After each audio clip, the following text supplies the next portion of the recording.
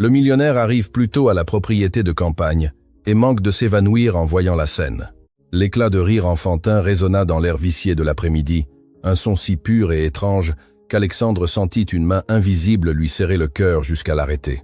L'attaché case en cuir de luxe, rempli de contrats du CAC 40 et de préoccupations corporatives, glissa de ses doigts et frappa le gravier de l'allée d'un bruit sourd qu'il n'enregistra même pas.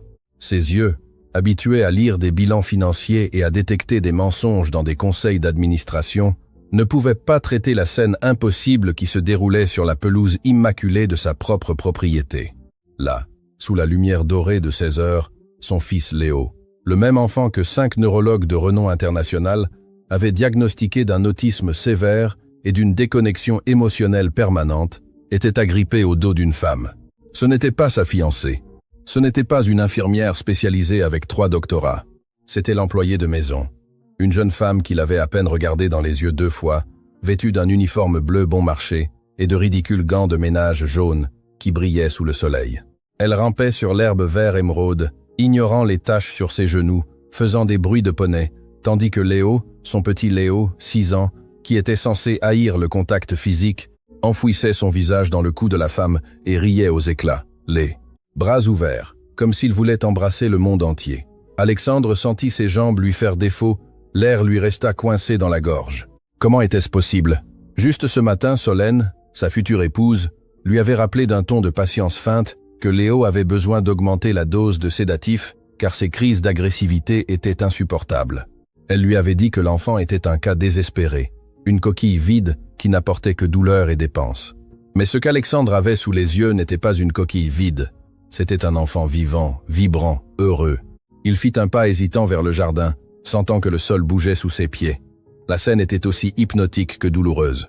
Manon, la femme de ménage, s'arrêta un instant pour reprendre son souffle, et au lieu de repousser l'enfant avec une froideur clinique, elle tourna la tête et lui fit un chatouillement rapide sur le flanc avec le bout de son nez. Léo éclata dans une nouvelle vague de rire, un son qu'Alexandre n'avait pas entendu depuis l'accident de sa première épouse il y a 4 ans. 4 ans de silence, 4 ans de regards perdus et de corps rigides. Et maintenant, une employée avec des gants de vaisselle avait réussi en 20 minutes ce que les meilleurs médecins d'Europe n'avaient pas réussi en une demi-vie. Une fureur froide et une espérance ardente s'entrechoquèrent dans la poitrine du millionnaire. Quelqu'un lui avait menti et la vérité était là, riant sur la pelouse. Abonnez-vous pour découvrir pourquoi ce moment a démasqué un réseau de mensonges qui allait changer leur vie à jamais. Alexandre reprit sa marche, cette fois avec des pas plus fermes, bien que son esprit fût un tourbillon. Chaque mètre qu'il avançait vers eux brisait un peu plus l'image qu'on lui avait vendue de son propre fils. Léo n'avait pas le regard perdu dans le vide. Ses yeux marrons, si semblables à ceux de sa mère décédée, étaient fixés sur le visage de Manon avec une adoration absolue. Il n'y avait aucune trace de la rigidité musculaire qui justifiait le fauteuil roulant rouge garé à quelques mètres, vide et oublié comme un mauvais présage. L'enfant se tenait fermement, ses petits doigts serrant le tissu de l'uniforme bleu. Alexandre marcha sur la pelouse et le craquement de l'herbe sous ses chaussures de créateur brisa la bulle magique. Manon se figea en plein mouvement. Son instinct fut immédiat et viscéral. Elle sentit la présence de quelqu'un avant de le voir et le sourire lumineux qu'elle avait sur le visage s'évanouit, remplacé par une pâleur mortelle. Elle tourna brusquement la tête et ses yeux rencontrèrent la silhouette imposante d'Alexandre, debout à contre-jour, le visage indéchiffrable et les poings serrés sur les côtés. La terreur pure inonda le regard de la jeune femme. Elle savait que les règles de la maison étaient strictes. Le personnel de nettoyage avait interdiction d'interagir avec le jeune maître au-delà de ce qui était strictement nécessaire pour l'hygiène. Solène avait été très claire. Si vous le touchez, vous l'altérez. Si vous l'altérez, vous êtes viré sans recommandation. Manon expira d'un coup, baissant doucement Léo vers la pelouse, essayant de mettre de la distance entre son corps et celui de l'enfant, comme si elle était prise en flagrant délit de crime terrible. Mais Léo ne voulait pas la lâcher. L'enfant gémit un son de protestation clair et humain et s'agrippa de nouveau à la manche de son uniforme, tachant le tissu avec ses doigts pleins de terre. « Monsieur Alexandre », balbutia Manon, se mettant rapidement à genoux sans oser se lever complètement, les mains gantées de jaune, tremblant visiblement devant sa poitrine. « Je suis tellement désolé. Je n'ai pas vu l'heure. Je ne savais pas que vous arriveriez tôt. S'il vous plaît, ne vous fâchez pas. Il voulait juste jouer un peu. » Alexandre ne répondit pas immédiatement. Son silence était lourd, chargé d'une intensité que Manon interpréta comme l'antichambre d'un licenciement brutal. Elle baissa la tête attendant les cris, attendant l'humiliation qu'elle recevait habituellement de Madame Solène. Mais les cris n'arrivèrent pas. À la place, Alexandre observait son fils. Léo, remarquant la tension chez Manon, avait cessé de rire. Son visage se transforma, passant de la joie à une préoccupation alerte. L'enfant rampa sur le sol, rampa avec force et coordination, et se plaça devant Manon, levant ses petits bras comme un bouclier, regardant son propre père avec méfiance. Ce geste frappa Alexandre plus fort que n'importe quelle insulte. Son fils, l'invalide émotionnel, essayait de protéger la bonne de son propre père. « Ne bouge pas », ordonna Alexandre, sa voix sonnant rauque, presque méconnaissable pour ses propres oreilles. Ce n'était pas un cri, c'était une supplique déguisée en ordre. Manon resta pétrifiée, les yeux pleins de larmes contenues. Léo était toujours là, le front plissé, une expression de défi sur son visage enfantin qu'Alexandre n'avait jamais vu. On lui avait toujours dit que Léo ne reconnaissait pas les gens, que pour lui les êtres humains étaient des objets indistincts. Mais l'enfant savait parfaitement qui était la menace et qui était son refuge. Alexandre sentit un goût amer dans sa bouche. La culpabilité le brûlait. Il avait passé tant de temps à voyager, tant de temps à travailler pour payer les traitements, faisant aveuglément confiance à Solène et aux spécialistes, qu'il était devenu un étranger pour son propre sang.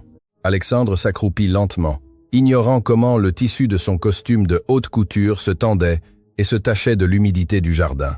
Il se retrouva à la hauteur de leurs yeux. Manon respirait difficilement, l'odeur de détergent et de lavande émanant de ses vêtements, un mélange simple et familier qui contrastait avec les parfums chers et chimiques qui inondaient habituellement le manoir. « Depuis quand ?» demanda Alexandre, fixant son regard sur la jeune femme. Son ton était urgent, exigeant. « Monsieur ». Manon cligna des yeux, confuse, s'attendant à la réprimande pour la saleté ou le désordre. « Depuis quand fait-il ça ?» Alexandre désigna Léo, qui caressait maintenant du doigt la main gantée de caoutchouc de la jeune femme, cherchant du réconfort. « Les médecins, Solène, tous m'ont dit que ses muscles étaient atrophiés. Ils m'ont dit qu'il ne pouvait pas soutenir son propre poids, qu'il ne pouvait pas fixer le regard, que le rire était un réflexe involontaire impossible dans son état. Depuis quand rit-il ainsi ?» Manon déglutit, se rendant compte que la colère du patron n'était pas dirigée contre elle, ou du moins pas pour la raison qu'elle croyait. Elle regarda Léo avec une tendresse infinie, oubliant un instant qu'elle parlait à l'un des hommes les plus puissants du pays. « Depuis toujours, monsieur », murmura-t-elle. Et ces deux mots tombèrent comme des roches sur la conscience d'Alexandre. Enfin, depuis que j'ai commencé à travailler ici il y a 6 mois. Au début, il était timide, oui, mais il n'est pas atrophié. Il est juste triste et très effrayé. Effrayé ? Alexandre répéta le mot comme si c'était une langue étrangère. De quoi aurait-il peur ? Il a tout ce dont il a besoin. Des soins 24 heures sur 24, la meilleure chambre, des thérapies. Manon hésita. Elle savait que ce qu'elle était sur le point de dire pouvait lui coûter non seulement son travail, mais sa réputation, si Madame Solène l'apprenait. Mais elle sentit la petite main de Léo lui serrer le doigt, et ce contact lui donna une vaillance soudaine. Elle leva les yeux et soutint le regard du millionnaire. « Il n'a pas peur de quoi, monsieur? Il a peur de qui ?» Le silence qui suivit fut absolu, seulement rompu par le chant lointain d'un oiseau. Alexandre sentit un frisson lui parcourir le dos, malgré la chaleur de l'après-midi. Les pièces du puzzle, ces pièces qui ne s'emboîtaient jamais. Les bleus accidentels, les pleurs qui cessaient magiquement quand Solène quittait la pièce, son insistance à le maintenir sous sédatif, commencèrent à s'unir en une image grotesque qu'il avait refusé de voir. « Expliquez-vous, dit Alexandre, sa voix baissant à un murmure dangereux. Et vous feriez mieux de dire la vérité, Manon, parce que si ce que vous insinuez est vrai. » Il change quand elle arrive, lâcha Manon rapidement, les mots se bousculant. Quand Madame Solène est à la maison, Léo s'éteint, il devient rigide, il ferme les yeux et ne répond plus. Les médecins le voient ainsi parce qu'elle est toujours présente aux consultations, n'est-ce pas? Elle est toujours là, lui tenant la main ou lui touchant le cou. Alexandre se rappela les visites médicales. Solène était toujours la fiancée dévouée, la mère de substitution parfaite, caressant le cou de l'enfant, lui murmurant à l'oreille.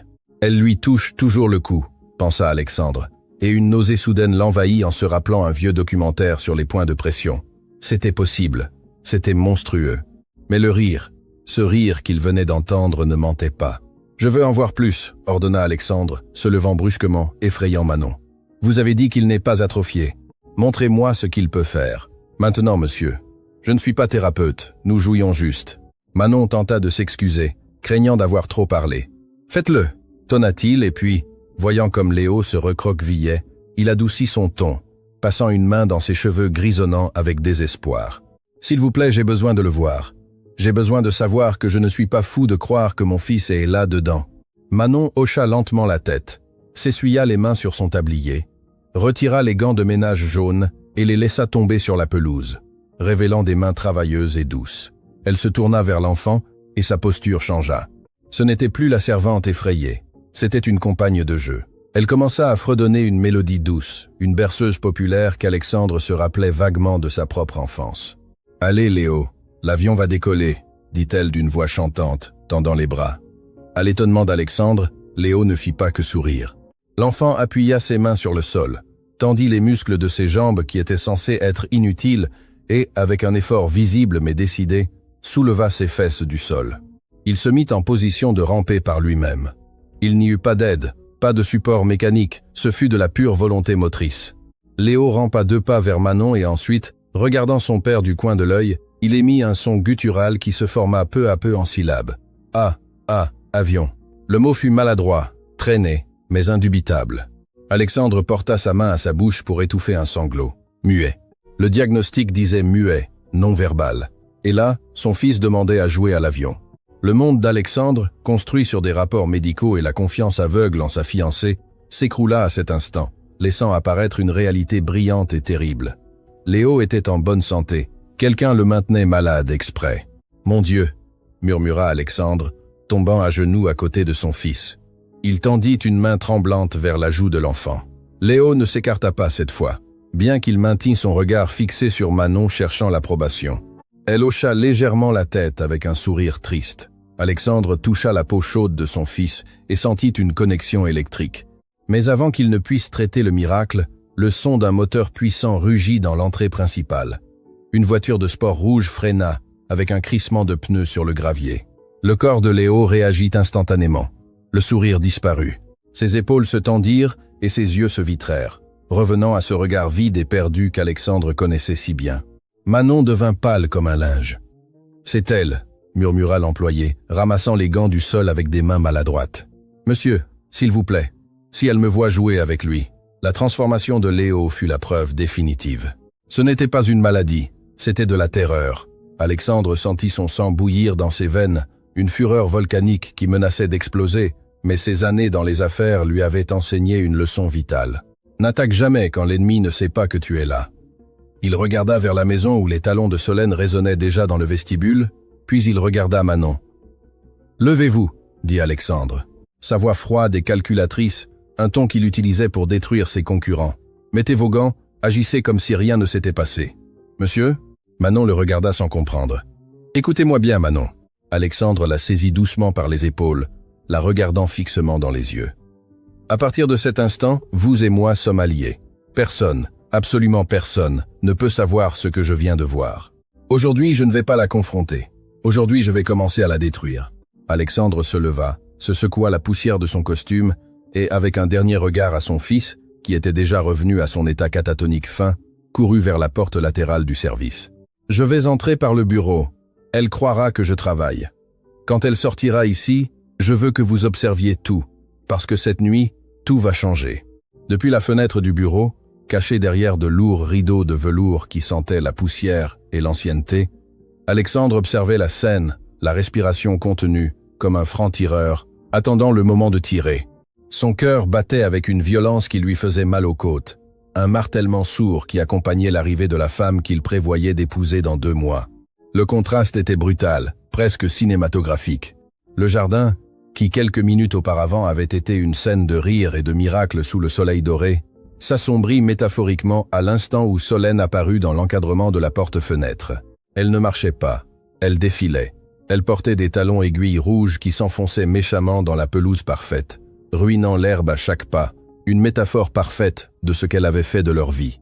Elle était impeccable, avec des lunettes de soleil de marque qui couvraient la moitié de son visage, et un sac qui coûtait plus que le salaire annuel de Manon. Mais ce qui glaça le sang d'Alexandre ne fut pas sa tenue, mais son langage corporel.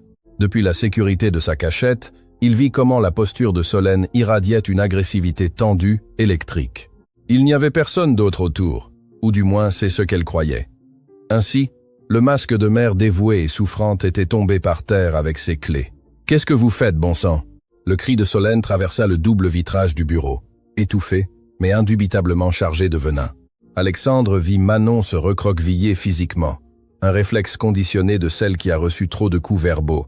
L'employé se leva d'un bond, baissant la tête, les mains entrelacées sur son tablier sale. Mais le pire fut Léo, son fils, l'enfant qui, il y a 5 minutes, disait avion et rampait avec force. Il s'effondra sur lui-même comme un château de cartes. Ses épaules se courbèrent, ses bras se collèrent à son corps dans une rigidité spasmodique, et son visage, auparavant illuminé par la joie, se vida de toute expression. La bouche de poisson, comme l'appelaient les médecins, ce regard vitreux vers le néant. Alexandre serra le poing contre le rebord de la fenêtre jusqu'à ce que ses jointures blanchissent. Ce n'était pas de l'autisme, c'était un mécanisme de défense. L'enfant faisait le mort pour survivre aux prédateurs. « Regardez-le » cria Solène, désignant Léo d'un doigt accusateur qui avait un ongle parfaitement manucuré. « Il est dégoûtant, plein de terre et d'herbe. Je vous paye pour le rouler comme un animal ou pour qu'il soit propre. » Manon tenta de parler, ses lèvres bougeant dans une excuse silencieuse, mais Solène ne la laissa pas faire. La femme avança vers l'enfant à pas rapides. Alexandre sentit l'impulsion viscérale de briser la vitre et de sauter dans le jardin, mais il s'obligea à rester immobile. « Regarde-la » s'ordonna-t-il à lui-même. « Tu as besoin de voir de quoi elle est capable quand elle croit que tu ne la vois pas. » Solène arriva jusqu'à Léo et, au lieu de se pencher pour le nettoyer ou le gronder doucement, elle l'attrapa par le bras. Ce ne fut pas un toucher maternel. Ce fut une secousse brusque, sèche, violente. Elle leva le bras de l'enfant comme s'il s'agissait d'une poupée de chiffon cassée. Léo ne se plaignit pas, ne pleura pas. Il se laissa simplement manipuler, pendant à sa main, inerte. Cette passivité terrifia Alexandre plus que n'importe quelle pleure. Cela signifiait que c'était une routine. Cela signifiait que Léo avait appris que résister était pire. « Tu es un incapable !» siffla Solène, approchant son visage de celui de l'enfant, bien qu'Alexandre ait dû lire sur ses lèvres pour comprendre la phrase complète. « Je me suis négligé 5 minutes, et tu ressembles déjà à un mendiant. Si ton père te voit ainsi, il va penser que je ne m'occupe pas de toi. Et s'il pense ça, l'argent pour tes sucreries, c'est fini. Tu comprends ?» Elle sortit un mouchoir de son sac et commença à frotter le visage de Léo avec force, lui écorchant presque la peau pour enlever une tache de terre. La tête de l'enfant était secouée à chaque mouvement brusque de sa main. Manon fit un pas en avant, un acte de courage suicidaire. « Madame, s'il vous plaît, vous allez lui blesser la peau », dit l'employé, sa voix tremblante atteignant à peine le bureau. Solène se tourna avec la rapidité d'une vipère. « Tais-toi, stupide !» lui cria-t-elle, lui lançant le mouchoir sale au visage. « Tu es la coupable. Va à la cuisine et prépare ses gouttes. La double dose. Il est trop altéré par ta faute. Il a besoin de dormir avant qu'Alexandre n'arrive. Je ne veux pas qu'il le voie ainsi, défectueux. Double dose. » Les mots résonnèrent dans l'esprit d'Alexandre comme un coup de feu. Il se rappela les factures mensuelles de la pharmacie. Sédatifs pédiatriques à large spectre. Les médecins disaient que c'était pour contrôler ses crises de colère. Maintenant, il comprenait que les crises de colère étaient inventées. Les gouttes n'étaient pas pour le calmer, elles étaient pour l'éteindre. Elles étaient pour transformer un enfant sain en un meuble silencieux qui ne dérangerait pas les plans de la future maîtresse de maison. Alexandre sentit une larme chaude et solitaire rouler sur sa joue. Il avait payé mois après mois pour que l'on drogue son propre fils. Alexandre s'écarta de la fenêtre, respirant profondément pour contrôler le tremblement de ses mains. Il devait sortir, il devait agir, mais il ne pouvait pas être le père furieux, il devait être le stratège froid. S'il la confrontait maintenant avec des cris, elle pleurerait. Elle dirait qu'elle était stressée, blâmerait Manon, manipulerait la situation comme elle le faisait toujours. Il n'avait pas besoin qu'elle se creuse sa propre tombe. Il desserra sa cravate, déboutonna le bouton supérieur de sa chemise pour paraître fatigué et ouvrit la porte du bureau qui donnait sur le couloir intérieur, pas sur le jardin. Il marcha lourdement vers l'entrée principale de la maison, faisant résonner ses chaussures contre le marbre, annonçant sa présence comme s'il venait d'entrer par la grande porte. « Solène, je suis rentré !» cria-t-il d'une voix qui feignait l'épuisement et la normalité. L'effet dans le jardin fut instantané. À travers la porte ouverte du salon, il vit comment Solène lâchait le bras de Léo comme s'il brûlait. En moins de 2 secondes, sa posture changea radicalement. Elle lissa sa robe, passa une main dans ses cheveux pour les arranger, et composa un sourire brillant, répété, parfait. Elle s'accroupit rapidement près de Léo, et avec une douceur qui donnait la nausée, commença à lui caresser la joue qu'elle avait frottée violemment quelques secondes auparavant. « Alexandre, mon amour !» s'exclama-t-elle en se tournant vers la maison, les yeux illuminés. « Quelle surprise! Tu es arrivé si tôt !» Alexandre sortit dans le jardin, obligeant ses jambes à marcher lentement, obligeant ses lèvres à esquisser un sourire fatigué. Ses yeux scannèrent la scène. Manon était pâle, ramassant le mouchoir du sol, les yeux fixés sur l'herbe. Léo restait en mode statue, regardant un point fixe à l'horizon. « La réunion s'est terminée plus tôt », mentit Alexandre, s'approchant d'elle et lui donnant un baiser sur la joue.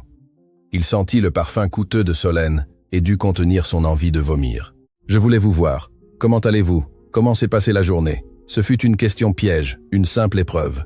Solène soupira dramatiquement, posant une main sur sa poitrine, jouant le rôle de la martyre. « Ah, mon amour, ça a été une journée difficile, » dit-elle d'une voix affligée, regardant Léo avec une fausse tristesse. « Le pauvre a été terrible aujourd'hui.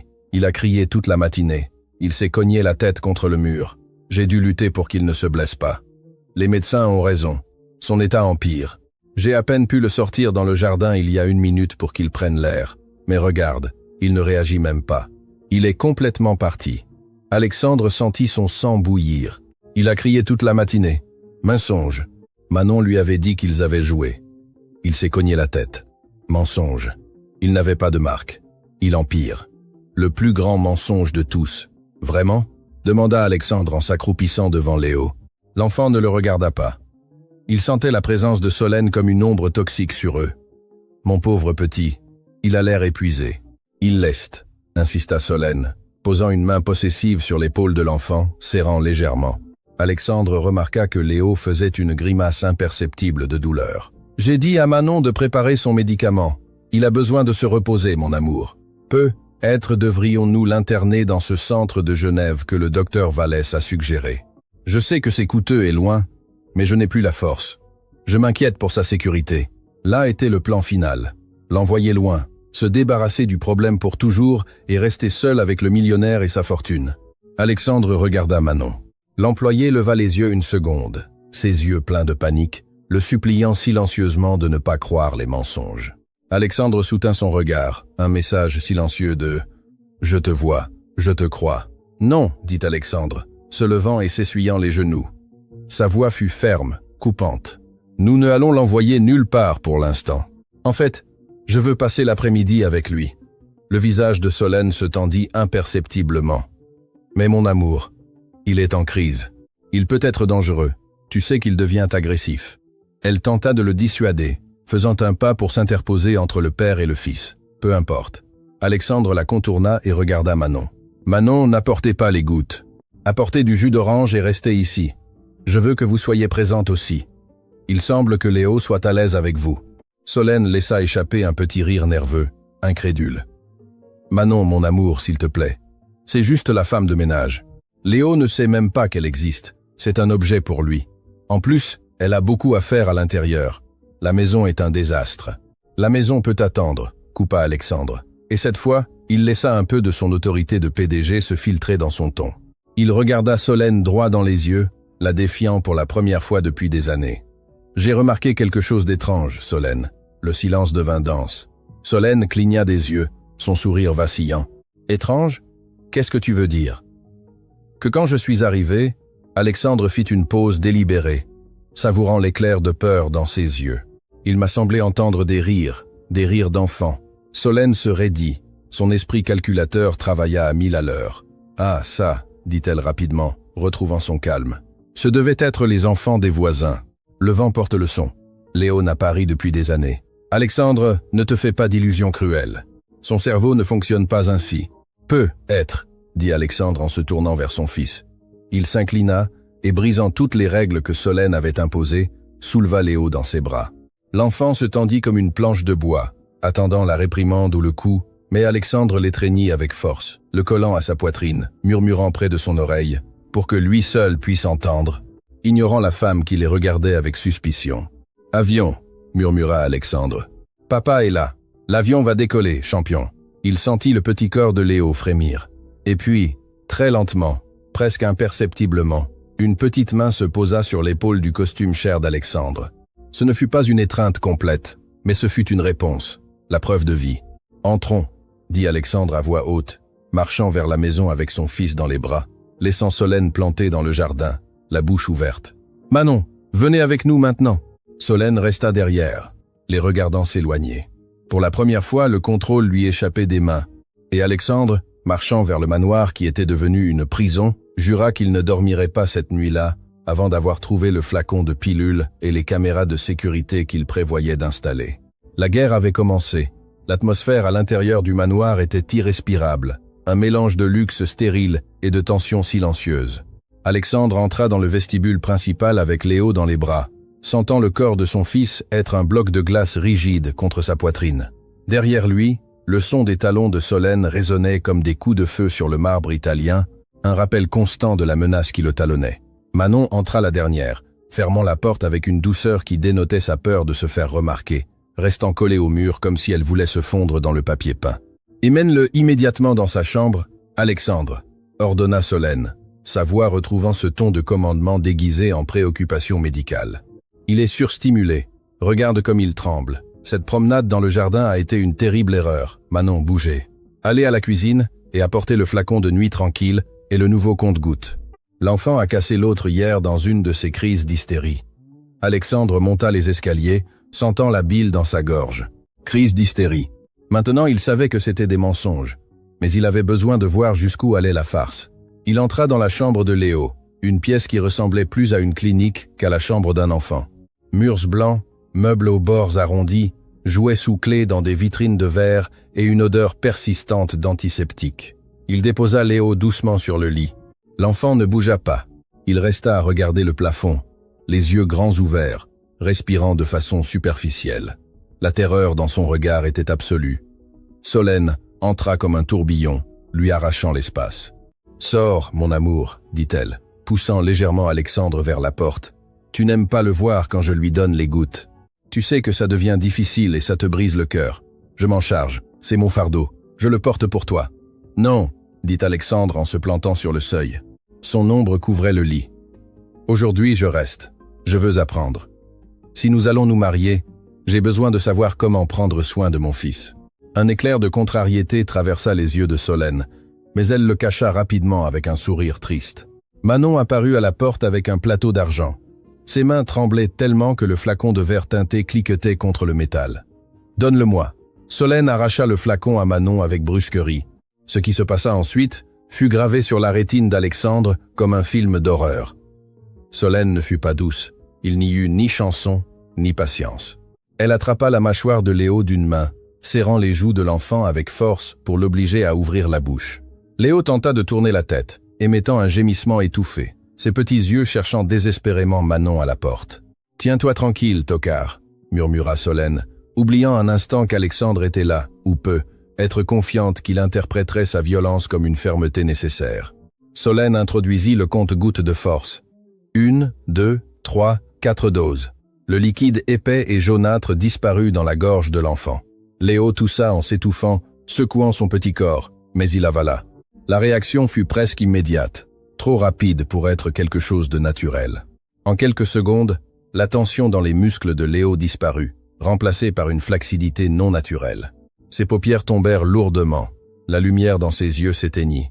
Il ne s'endormit pas, il se déconnecta. Ce fut comme si quelqu'un avait coupé les câbles d'une poupée. « Tu vois ?» dit Solène, s'essuyant une goutte du liquide qui lui était tombé sur le doigt et bouchant le flacon. « C'est pour son bien. Sans ça, il se blesserait. Maintenant, il dormira 12 heures d'affilée.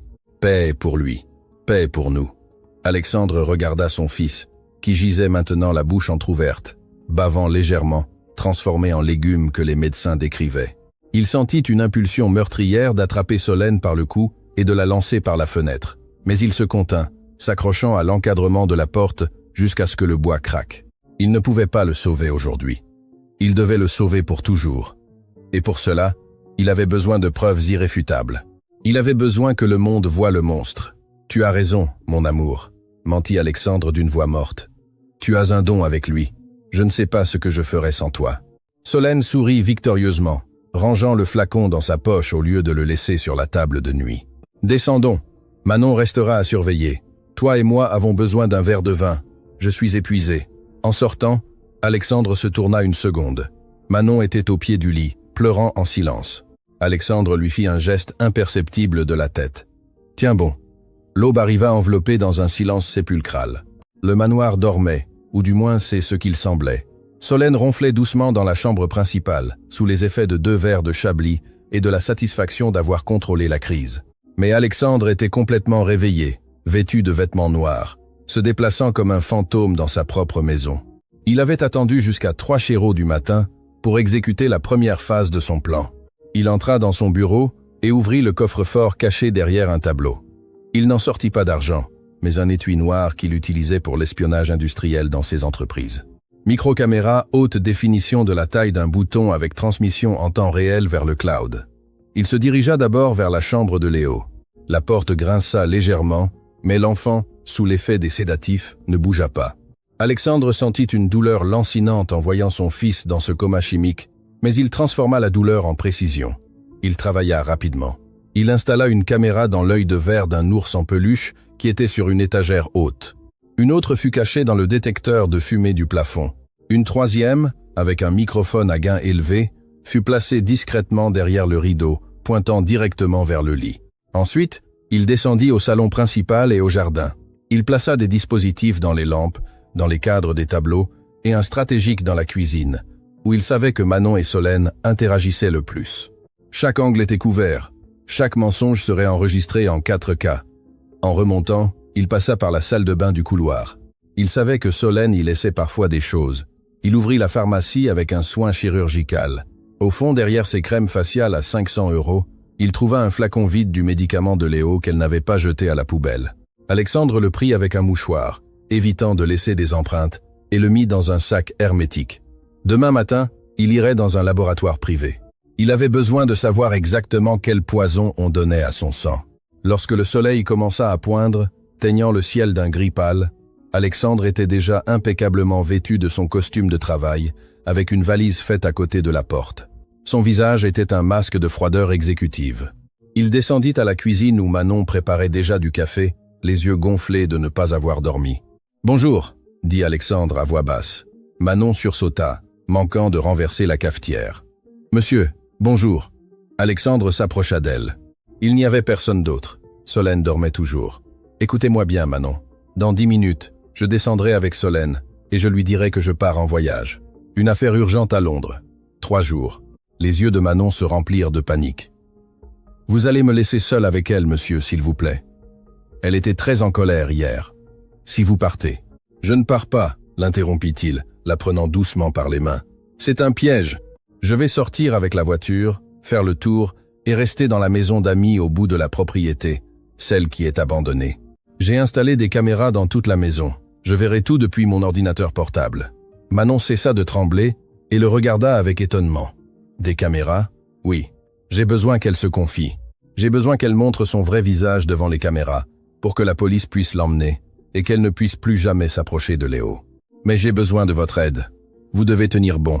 Ce sera un enfer. Elle croira que je ne suis pas là, et elle se déchaînera. Pourrez-vous le supporter ?» Pour Léo, l'employé, la simple jeune femme aux gants jaunes, redressa le dos. Dans ses yeux brillait une détermination féroce qu'aucune employé ne devrait avoir à montrer. « Pour Léo, monsieur, je supporterai n'importe quoi. » Bien. Alexandre entendit des pas à l'étage. « Elle arrive. Souvenez-vous, je dois être convaincant. Si je vous crie dessus ou vous ignore avant de partir, cela fait partie de la pièce de théâtre. Ne l'oubliez pas. » Solène apparut dans la cuisine enveloppée dans une robe de soie, bâillant avec une élégance feinte. « Alexandre, qu'est-ce que c'est que cette valise à l'entrée ?» demanda-t-elle, son regard allant de la valise à lui avec suspicion. « Un problème a surgi avec les investisseurs japonais », mentit Alexandre, avec un ton de frustration parfaite. « Je dois m'envoler pour Londres pour une vidéoconférence d'urgence et signer les nouveaux accords. Je pars immédiatement. Le jet m'attend. » Alexandre vit le moment exact où les yeux de Solène brillèrent. Ce ne fut pas de la tristesse, ce fut du soulagement. Ce fut l'anticipation de la liberté. « Londres, dit-elle, s'approchant pour l'embrasser, cachant son sourire sur son épaule. « Oh, chérie, c'est terrible. Juste quand je pensais que nous aurions quelques jours tranquilles. Mais je comprends. Le devoir appelle. Je reviendrai dans 3 jours. Peu. Être 4, ajouta-t-il, lui donnant une marge pour commettre des erreurs. Prends soin de Léo, je te fais confiance. J'en prendrai soin comme s'il était le mien, répondit-elle. Et le mensonge flotta dans l'air, dense et toxique.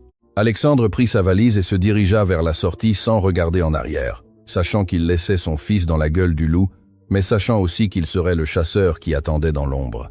Dès que le moteur de sa voiture s'éloigna dans l'allée, Solène se tourna vers Manon et son sourire d'épouse parfaite fondit comme de la cire au feu, révélant la grimace cruelle qui se cachait dessous. « Bien, stupide !» dit Solène en sortant son téléphone. « Le patron est parti. Aujourd'hui, c'est mon jour. Nettoie le grand salon et sors le vin cher de la cave. Je vais inviter mes amis et quant à l'enfant, enferme-le au sous-sol. Je ne veux pas que ses cris gâchent ma fête. » L'air dans la maison d'amis était vicié, imprégné d'une odeur de vieux bois et de confinement qui contrastait violemment avec la fraîcheur climatisée du manoir principal, à seulement 200 m de distance. Alexandre n'alluma aucune lumière. Il ne pouvait pas risquer qu'un éclair ne le trahisse. Il s'assit sur une vieille chaise en osier qui grinça sous son poids, uniquement éclairée par la lueur à ses côtés de l'écran de son ordinateur portable. Ses yeux, rougis et secs par le manque de clignement, étaient fixés sur la mosaïque d'images que transmettaient les caméras cachées. Ce qu'il voyait était une torture conçue sur mesure pour détruire son âme. Mais il ne pouvait pas détourner le regard. Il était le témoin silencieux de sa propre tragédie. Sur le moniteur supérieur gauche, la caméra de la cuisine montrait Manon. La jeune femme pleurait, mais elle le faisait en silence, avec cette résignation terrifiante de celle qui a appris que le bruit n'apporte que plus de punition. Elle portait Léo dans ses bras. L'enfant, complètement inerte par l'overdose de sédatifs que Solène lui avait administré, avait la tête tombée en arrière, se balançant dangereusement à chaque pas de l'employé. Il ressemblait à un petit cadavre. Alexandre sentit une impulsion électrique de s'enfuir, de briser la porte et de les tuer tous de ses propres mains, un instinct primaire et sauvage qui lui brûlait les entrailles. Mais il s'obligea à rester assis. Ses mains serraient le bord de la table avec une telle force que le vieux bois commença à s'écailler sous ses ongles. « Pas encore », se répéta-t-il mentalement, se mordant la lèvre jusqu'à sentir le goût métallique du sang. « J'ai besoin qu'elle le fasse. J'ai besoin qu'elle commette le crime final devant la caméra. »« Au sous-sol », j'ai dit. La voix de Solène, captée par le microphone ambiant caché dans la lampe, sonna métallique et déformée, mais chargée d'une cruauté nette. Sur l'écran, Solène apparut derrière Manon, la poussant du bout du doigt dans le dos, comme celui qui conduit du bétail. Elle tenait une coupe de vin à la main et se déplaçait avec une légèreté obscène, fredonnant une chanson à la mode. « Madame, s'il vous plaît, le sous-sol est très humide », supplia Manon, s'arrêtant devant la porte en bois massif qui conduisait à l'obscurité. « L'enfant a les bronches fragiles. Si nous le laissons là-dessous avec ce froid. »« Je me fiche de ces bronches !» explosa Solène, et son visage se tordit sur l'écran. « Tu crois que je vais laisser mes invités voir ce phénomène baver sur le canapé ? C'est une fête de classe, Manon, pas un hôpital de charité. Mets-le là-dedans, ferme la porte et monte préparer les canapés. Et si tu oses ouvrir cette porte avant que je ne te le dise, je te jure que je te ferai accuser de vol. J'ai une montre en or perdue, tu sais. Ce serait dommage qu'elle apparaisse dans ton sac. » La menace fut claire. La prison. Manon baissa la tête, vaincue. Alexandre vit comment l'employé ouvrait la porte du sous-sol. La caméra n'avait pas d'angle vers les escaliers en bas, mais l'audio capta le son des pas descendant vers l'obscurité. 1 minute plus tard, Manon remonta seule, les mains vides et le visage baigné de larmes. Solène ferma la porte du sous-sol à clé, la rangeant dans le décolleté de sa robe avec un sourire de satisfaction triomphale. « Voilà, problème résolu. Maintenant, au nettoyage. Je veux que cette cuisine brille. » Alexandre ferma les yeux une seconde, sentant une nausée profonde. Son fils, son petit Léo, enfermé comme un animal dans un sous-sol plein de poussière et d'humidité, drogué et sans défense. L'impuissance était un poison qui courait dans ses veines.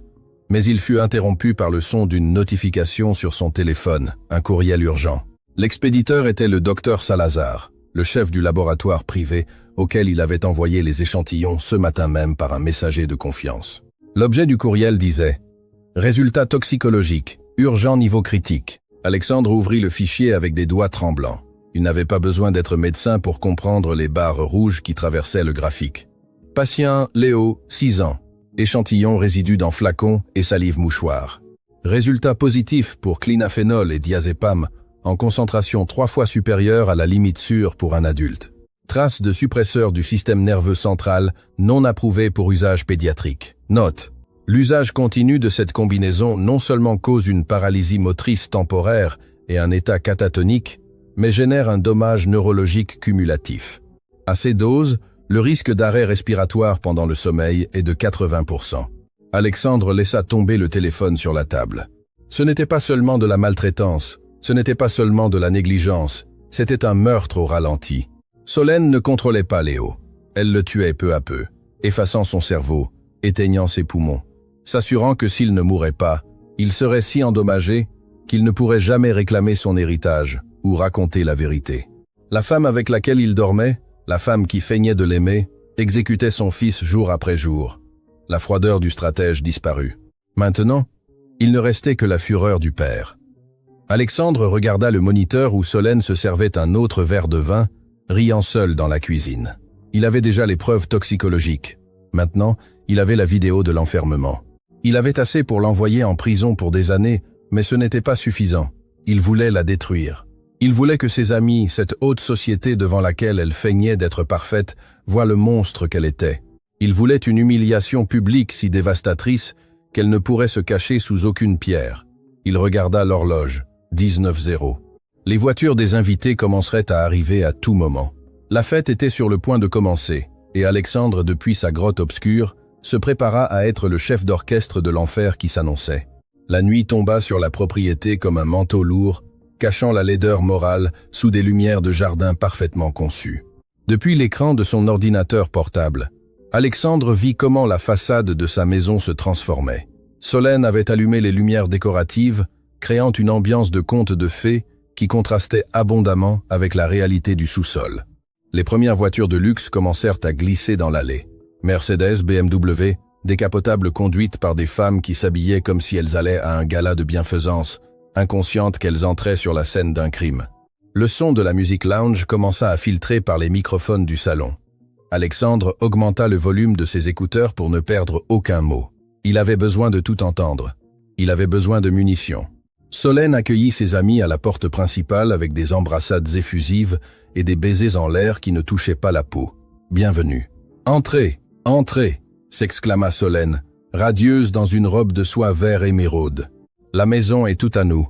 Le patron est parti à Londres pour faire plus d'argent pour nous et le paquet se repose. »« Le paquet ?» demanda une femme blonde avec trop de bijoux, laissant échapper un petit rire cruel en acceptant une coupe de champagne d'un plateau que tenait Manon. « Tu sais, l'enfant, » répondit Solène en baissant la voix d'un ton conspirateur en marchant vers le salon.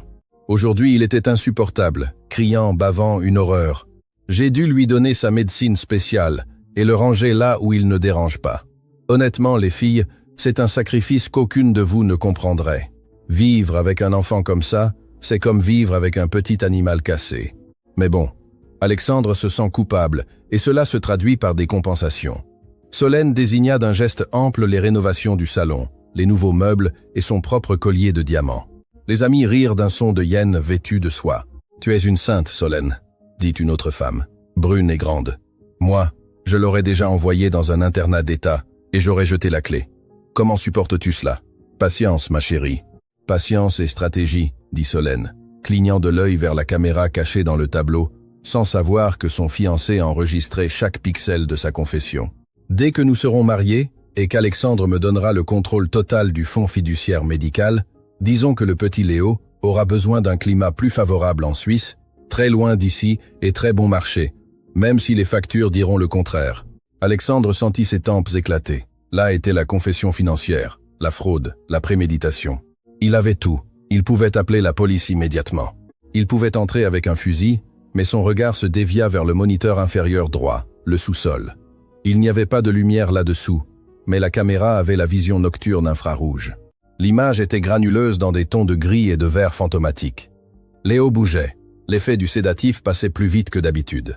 Peut être à cause de l'adrénaline de la peur, ou parce que son corps développait une tolérance au poison.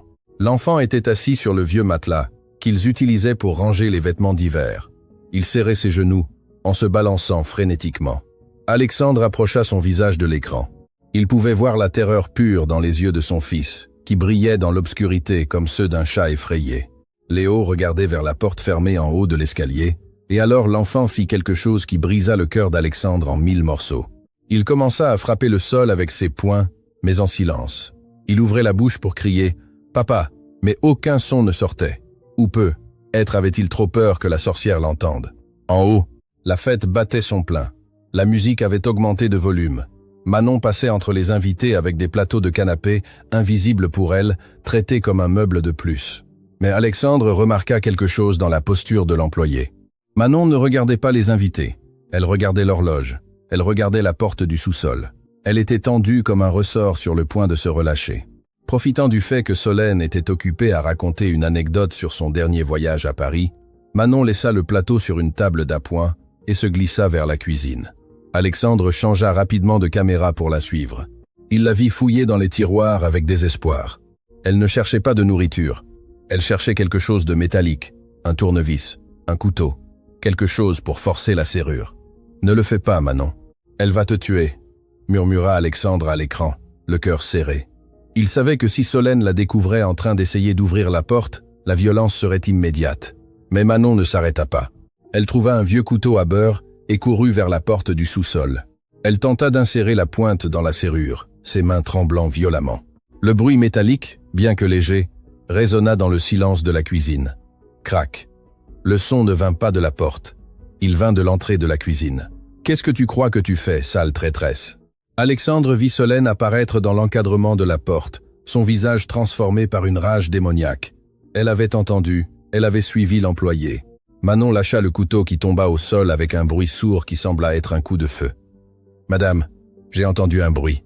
J'ai cru que l'enfant était tombé, » balbutia Manon, reculant jusqu'à se cogner contre la porte du sous-sol, la protégeant avec son corps. « Tu as cru ? Tu n'es pas là pour penser, tu es là pour servir » siffla Solène, avançant vers elle avec la coupe de vin toujours à la main. Son élégance avait disparu. Maintenant, elle était une prédatrice acculant sa proie. « Je t'ai dit de ne pas ouvrir cette porte. Je t'ai dit que si tu le faisais, tu le regretterais. Tu crois que tu peux me défier dans ma propre maison ? Il est réveillé, madame, » dit Manon. Et pour la première fois, elle éleva la voix. Elle ne cria pas, mais elle parla avec une fermeté qui fit que Solène s'arrêta une seconde. « Il est réveillé et il a peur. C'est un enfant. Vous ne pouvez pas le laisser là dans l'obscurité. C'est inhumain. » « Inhumain ?» Solène laissa échapper un rire strident qui glaça le sang. « Inhumain, c'est de devoir s'occuper d'un raté qui ne sert à rien. Il est une erreur génétique et tu es une erreur de personnel. Et je vais corriger les deux immédiatement. » Solène leva la main. Non pour la gifler. Alexandre vit l'éclat du cristal. Elle allait la frapper avec la coupe de vin. Elle allait lui couper le visage. Alexandre n'attendit plus. Il ne pensa pas. Il ne planifia pas. Il sortit de la maison d'amis comme un missile, sans fermer la porte, sans éteindre l'ordinateur portable. Il courut dans le jardin sombre, sautant les haies, ignorant la douleur dans ses poumons, propulsé par une seule nécessité, arriver avant que le sang ne tache le sol de sa cuisine. En courant, il sortit son téléphone et composa un numéro prêt, enregistré d'une seule touche. Sécurité. Bloquer les sorties. Que personne ne quitte la propriété. Je répète, personne ne sort. Activer le protocole rouge. Il arriva à la terrasse arrière en quelques secondes. À travers les baies vitrées, il vit les invités bavarder, inconscientes de la violence qui se produisait à quelques mètres d'elle. Alexandre n'utilisa pas la porte. Il prit une chaise en fer forgé du patio et la lança avec toute sa force brute contre la baie vitrée en verre trempée du salon. Le fracas du verre brisé fut plus fort que la musique, plus fort que les rires. Ce fut le son du jugement dernier arrivant à la maison. Les invités crièrent en se couvrant la tête tandis qu'une pluie de cristaux tombait sur le tapis persan. Alexandre entra par le trou brisé, saignant d'une coupure à la main, avec le regard d'un fou et la posture d'un bourreau. Les amis de Solène restèrent paralysés, les coupes à mi-chemin de leur bouche. « Alexandre !» cria l'une d'elles. « Mon Dieu, que se passe-t-il » Alexandre ne les regarda pas. Il traversa le salon comme une tempête, renversant une table sur son passage, et se dirigea directement vers la cuisine. Il arriva juste au moment où Solène tenait Manon par les cheveux, la coupe levée pour frapper. « Lâche-la !» rugit Alexandre, un cri si viscéral qu'il fit vibrer les murs. Solène se retourna et la coupe lui glissa des doigts, éclatant sur le sol. Son visage passa du rouge de la rage au blanc de la terreur absolue en une fraction de seconde. Elle vit Alexandre couvert de poussière, la main saignante, respirant difficilement, et dans ses yeux, elle ne vit pas son fiancé. Elle vit sa faim. Le silence qui suivit le cri d'Alexandre fut plus assourdissant que le fracas du verre quelques instants auparavant. Dans la cuisine, Le temps sembla se figer dans une bulle de tension insupportable. Solène, la main toujours levée là où elle tenait la coupe quelques secondes auparavant, regardait Alexandre comme si elle voyait un fantôme ressuscité de la tombe. Son visage, un masque de maquillage parfait, commença à s'effondrer, révélant la panique pure qui palpitait dessous.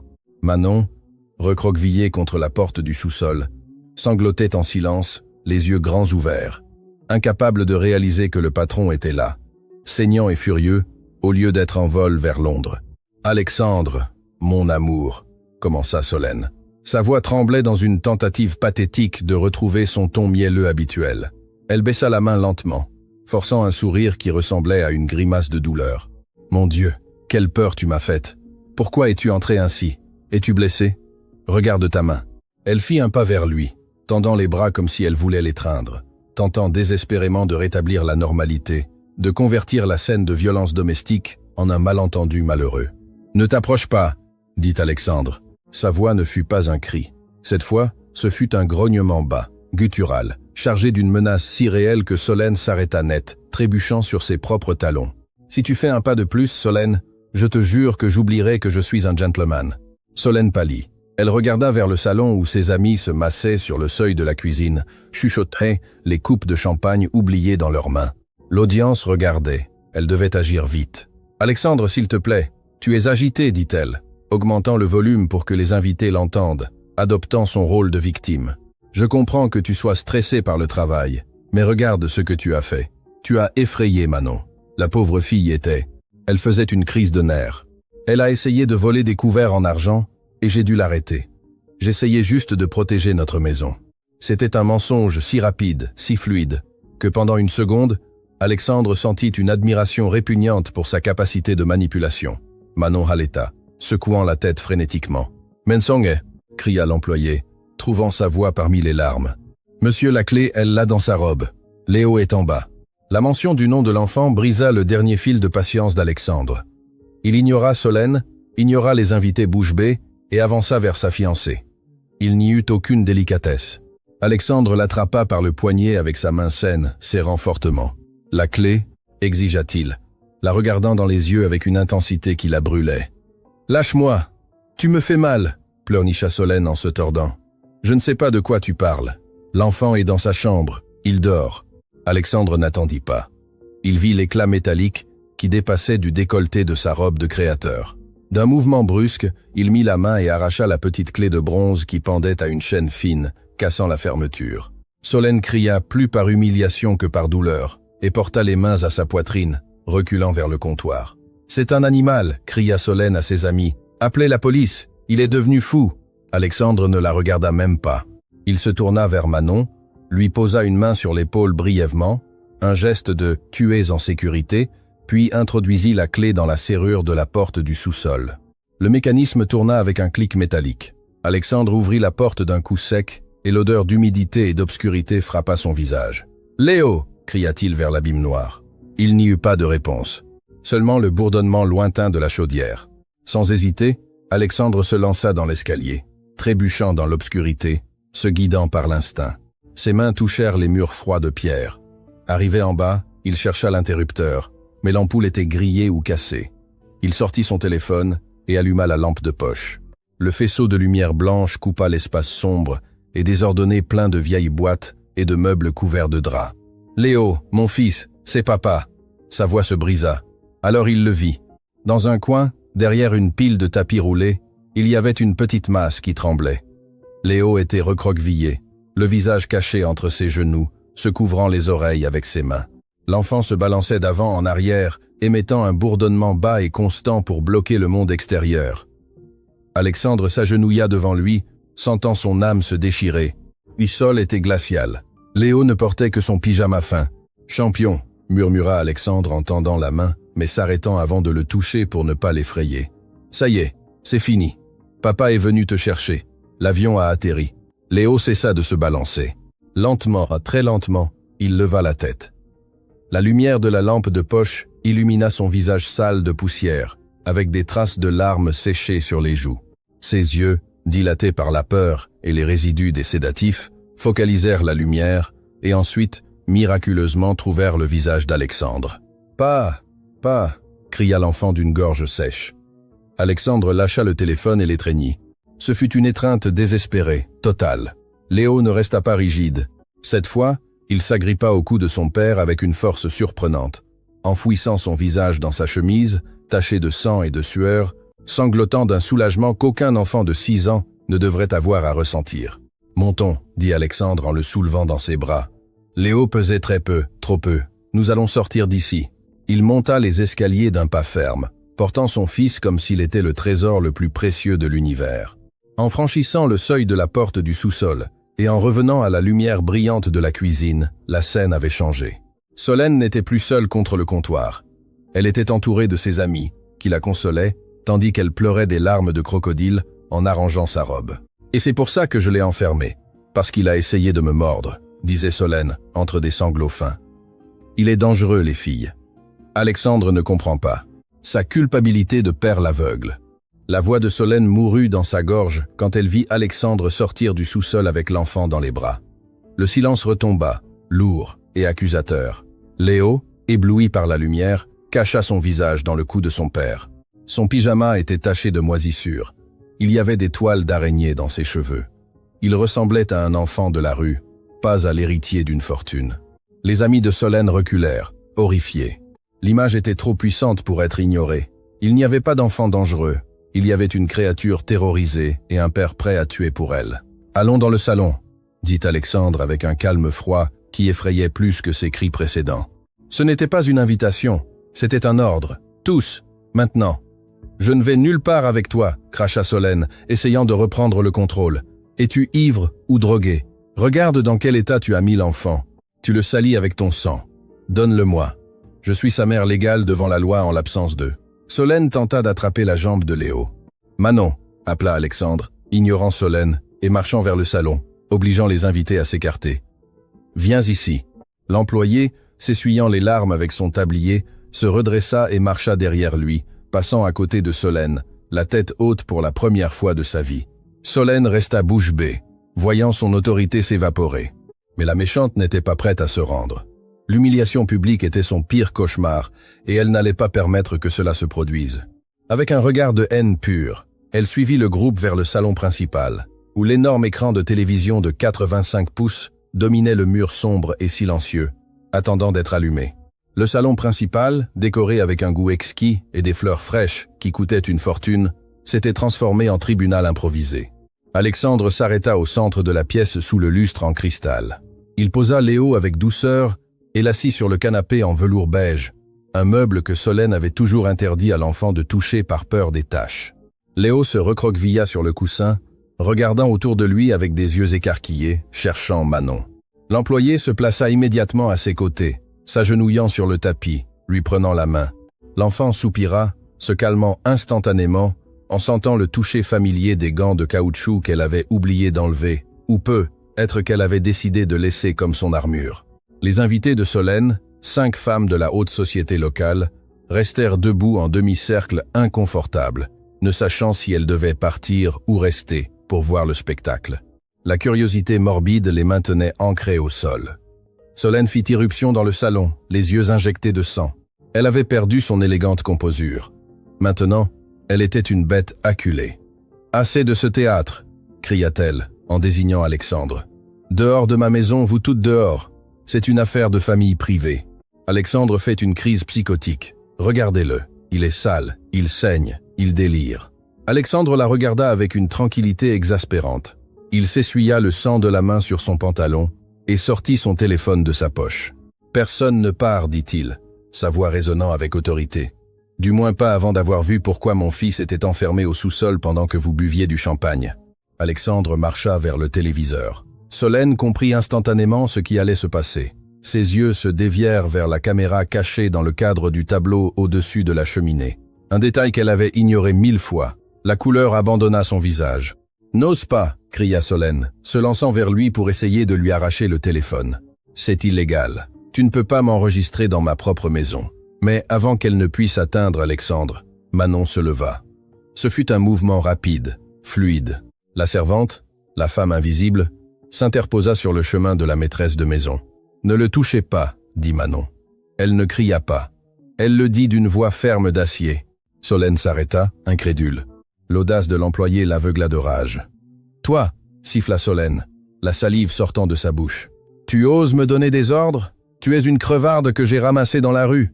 Écarte-toi, ou je te jure que je te tue. » Solène leva la main de nouveau, cette fois le poing fermé, prête à frapper Manon au visage, prête à décharger toute sa frustration sur le maillon le plus faible. « Maman, non !» Le cri ne vint pas de Manon, il vint du canapé. Ce fut Léo. L'enfant s'était levé sur les coussins. Il n'avait pas crié « maman » en appelant Solène. Il avait crié pour défendre Manon. Solène se figea, le poing en l'air, regardant l'enfant avec haine. « Petit monstre !» murmura-t-elle. « Tout ça est de ta faute. Si tu étais normal, rien de tout ça n'arriverait. Tu aurais dû mourir avec ta mère. » La cruauté de la phrase provoqua un cri étouffé parmi les invités. « Tais-toi !» Alexandre connecta le câble à son téléphone d'un mouvement sec. L'écran géant s'anima, mais Solène, dans un dernier acte de folie, se jeta non pas sur Alexandre, mais sur Léo. Si elle tenait l'enfant, elle avait le pouvoir. S'il le prenait en otage émotionnel, Alexandre ne pourrait rien faire. « Viens ici !» cria-t-elle, attrapant Léo par le bras avec violence, essayant de l'arracher du canapé. Léo hurla de douleur. Manon ne pensa pas. Elle se lança sur Solène, la poussant avec son épaule. Solène, déséquilibrée par les talons et la surprise, trébucha et tomba à la renverse sur la table basse en verre qui se brisa sous son poids. Le fracas fut monumental. Solène resta allongée parmi les cristaux, étourdie mais furieuse, criant des malédictions. Manon se plaça immédiatement devant Léo, le protégeant avec son propre corps, respirant difficilement, les poings serrés. « Personne ne touche à l'enfant !» cria Manon avec une férocité de lionne. « Personne !» Alexandre regarda Manon avec un respect profond, presque révérencieux. Puis il regarda les amis de Solène qui observaient la scène avec horreur. « Vous voulez savoir qui est vraiment votre ami ?» demanda Alexandre en appuyant sur le bouton play de son téléphone. « Regardez l'écran et ne détournez pas le regard. » L'image à la télévision clignota et montra un enregistrement net en 4K. C'était d'il y a seulement quelques heures. On voyait Solène dans la cuisine avec une coupe de vin, riant seule tout en tenant le flacon de sédatif. L'audio emplit le salon avec une clarté cristalline. Dès que nous serons mariés et qu'Alexandre me donnera le contrôle total, le petit Léo aura besoin d'un climat plus favorable en Suisse et très bon marché, même si les factures diront le contraire. Les amis de Solène portèrent les mains à leur bouche. Au sol, parmi les cristaux brisés, Solène cessa de crier. Elle resta à regarder l'écran, paralysée, voyant comment sa propre voix dictait sa sentence de mort sociale. Mais Alexandre ne s'arrêta pas là. « Ça, c'était la fraude », dit-il, sa voix froide comme la glace. « Maintenant, regardez la torture. » Il fit glisser son doigt sur l'écran du téléphone. La vidéo changea. Maintenant, elle montrait la chambre de Léo la nuit précédente. Solène entrant, forçant la bouche de l'enfant, versant le liquide de force, le poussant contre l'oreiller tandis qu'il essayait de lutter. On voyait la terreur dans les yeux de l'enfant. On entendait le « tiens-toi tranquille », tocard. Une des invitées commença à pleurer. Une autre se retourna, incapable de regarder. « Coupe ça !» hurla Solène depuis le sol, essayant de se lever, se coupant les mains avec les cristaux. « C'est un montage. C'est de l'intelligence artificielle. »« Ils veulent me ruiner !»« Non, Solène !» dit Alexandre, marchant vers elle et la regardant de haut comme on regarde un insecte répugnant. « Tu t'es ruiné toi-même et j'ai une dernière surprise pour toi. » Alexandre fit un signe vers la porte principale. Les lumières bleues et rouges d'une patrouille de police commencèrent à clignoter à travers les fenêtres brisées du salon. Il n'avait pas appelé la sécurité privée. Il avait appelé les autorités. « Le jeu est terminé », dit Alexandre. « Manon, prends Léo. Allons dans le jardin. Je ne veux pas que mon fils voie comment on emmène la saleté. » Le son des sirènes cessa abruptement devant l'entrée principale, remplacé par le claquement sec des portières de voitures se fermant et des voix de commandement qui résonnaient à l'extérieur. À l'intérieur du salon, l'écran géant continuait de projeter l'horreur en boucle. L'image granuleuse de Léo tremblant dans l'obscurité du sous-sol, frappant le sol en silence. Les amis de Solène, femme qui quelques minutes auparavant tenait des coupes en cristal et parlait de voyage à Paris, reculaient maintenant contre les murs, se couvrant la bouche, regardant leur hôtesse comme si elle était une lépreuse. Le masque social de Solène s'était complètement désintégré, allongé sur le sol, entouré de verres brisés, le maquillage coulé et la robe déchirée. Elle ne ressemblait plus à la reine de la haute société, elle ressemblait à ce qu'elle était réellement, une criminelle acculée. Deux officiers de police en uniforme entrèrent dans le salon, les armes dégainées pointant vers le sol, mais prêts à l'action. Derrière eux entra un homme en civil avec une plaque à la ceinture et un visage buriné. Le commandant Dumas. Alexandre fit un pas en avant, levant les mains ouvertes pour montrer qu'il n'était pas une menace, bien que sa chemise fût toujours tachée de son propre sang et de la saleté du sous-sol. « Je suis Alexandre Delacroix, le propriétaire de la maison », dit-il d'une voix ferme, contrôlant l'adrénaline qui lui demandait de tout détruire. « J'ai fait l'appel. » Le commandant Dumas balaya la pièce du regard en une seconde, les verres brisés, la femme au sol, les invités terrifiés et, le plus important, l'employé de maison protégeant l'enfant sur le canapé. Son regard s'arrêta finalement sur l'écran de télévision. « Qu'est-ce que c'est ?» demanda Dumas en désignant la vidéo. « Preuve », répondit Alexandre en désignant Solène. « Détention illégale d'un mineur, abus physique aggravé, fraude financière et administration de substances contrôlées sans prescription médicale. » Solène tenta de se lever en s'appuyant sur la table cassée, les mains saignant de coupures superficielles. Son instinct de survie narcissique s'activa avec une force désespérée. « Officier, grâce à Dieu que vous êtes arrivé !» cria-t-elle en désignant Alexandre d'un doigt tremblant. « Cet homme est fou. Il m'a attaqué. Regardez dans quel état il m'a mise. C'est un montage. Cette vidéo est fausse. C'est un truc informatique. Il veut me prendre mon argent. Je suis Solène de Valois. Ma famille possède les entreprises de construction du Nord. Vous ne savez pas à qui vous vous attaquez. » Le commandant regarda Alexandre. Alexandre ne dit rien. Il mit simplement la main dans la poche de sa veste et sortit le rapport de laboratoire qu'il avait reçu sur son téléphone. Maintenant imprimé sur une feuille qu'il avait ramassée dans son bureau avant de descendre. Il le tendit à l'officier. « Mon fils de 6 ans a dans le sang suffisamment de sédatifs pour assommer un cheval, clinaphénol et diazépam, traces de poison cumulatif. Si vous cherchez dans le sac de cette femme ou dans la poche de sa robe, vous trouverez la clé du sous-sol où il était enfermé il y a 10 minutes. Et si vous fouillez la salle de bain des invités, vous trouverez les flacons sans étiquette. » Dumas lut le papier. Ses sourcils se froncèrent. Il regarda Léo, qui était toujours étreint par Manon, pâle et cerné. Puis il regarda Solène. Le doute disparut de ses yeux. Il fit un geste sec à ses hommes. « Menottez-la. » Solène laissa échapper un hurlement quand un des officiers l'attrapa par le bras et la souleva du sol sans aucune délicatesse. Le clic métallique des menottes se fermant autour de ses poignets résonna dans le salon silencieux comme un coup de marteau de justice. « Lâche-moi, brute !» cria Solène en se débattant. « J'appellerai mon avocat. Je vais vous faire perdre votre carrière à tous. Alexandre, dis-leur d'arrêter. Je suis la mère de ton fils. » « Tu n'es la mère de personne, » dit Alexandre en s'approchant d'elle jusqu'à être à quelques centimètres de son visage. Sa voix était basse, terrible. « Tu es un parasite, et je te promets, Solène, que je vais dépenser jusqu'au dernier centime de ma fortune pour m'assurer que tu passes le reste de ta jeunesse dans une cellule de 3 par 3, sans luxe, sans amis, sans issue. » Solène regarda autour d'elle, cherchant du soutien auprès de ses invités, ses amis de cœur. « Aidez-moi, » leur supplia-t-elle. « Dites quelque chose, vous avez vu comment il m'a attaqué. » La femme blonde aux bijoux, celle qui riait auparavant du paquet, détourna le regard et sortit son téléphone, non pour appeler un avocat, mais pour enregistrer l'arrestation. « Ne nous mêle pas à ça, Solène, » dit-elle avec dédain. « Drogues et maltraitance d'enfants, c'est trop bas même pour toi. Tu nous dégoûtes. » La trahison finale brisa Solène.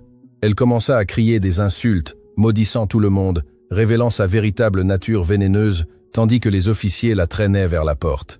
Elle passa devant le canapé où était Léo. L'enfant, qui avait caché son visage, se tourna pour la regarder. Il n'y avait pas de peur dans ses yeux, cette fois, seulement une curiosité silencieuse. Il vit la sorcière attachée. Il vit qu'elle n'avait plus de pouvoir. « C'est ta faute, maudit infirme !» cracha Solène vers l'enfant tandis qu'on la sortait à coups de coude. « J'aurais aimé que tu meures dans ce sous-sol. » Le commandant Dumas poussa Solène avec force vers la sortie, coupant ses cris. Emmenez-la et demandez une unité médico-légale pour documenter le sous-sol. Je veux des photos de chaque coin. Alexandre vit comment on emmenait la femme qui avait failli détruire sa vie. Il ne ressentit pas de pitié. Il ne ressentit pas d'amour. Il ressentit seulement un vide immense qui se remplissait rapidement d'un soulagement douloureux. Il se tourna vers les invités, qui étaient toujours là, debout comme des statues de sel. « Dehors de ma maison » ordonna Alexandre, désignant la porte cassée. « Et si je vois une de ces photos sur les réseaux sociaux, mes avocats vous poursuivront pour complicité. Vous saviez ce qui se passait, et vous riez. Fichez le camp. » Les femmes s'enfuirent en débandade, trébuchant sur leurs talons, fuyant la scène du crime comme des rats abandonnant un navire. Le salon redevint soudainement vide, à l'exception des 2 officiers qui gardaient l'entrée, Alexandre, Manon et Léo. Le silence revint, mais cette fois, il n'était pas oppressant. C'était le silence propre qui reste après une violente tempête. Alexandre resta debout au milieu du salon détruit, respirant difficilement, comme s'il venait de courir un marathon. Ses mains, qui avaient été fermes pendant la confrontation, commencèrent à trembler. L'adrénaline se dissipait, laissant place à la réalité émotionnelle du moment.